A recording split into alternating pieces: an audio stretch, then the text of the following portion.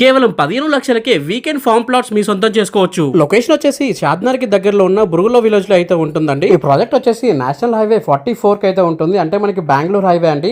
ఇది మనకి 6 line highway కూడా చేస్తున్నారు ఇప్పుడు. ఇక్కడ మీకు 242 square yards, 484 square yards, up to big 1000 square yards వరకు ఉంటాయి. మీరు ఇక్కడ వీకెండ్ హోమ్ కన్స్ట్రక్షన్ చేసుకున్నా కూడా కనెక్టివిటీ చాలా బాగుంటది. ఎందుకంటే గచ్చిబౌలికి మనకి అరౌండ్ 50 మినిట్స్ దూరంలోనే ఉంటుంది.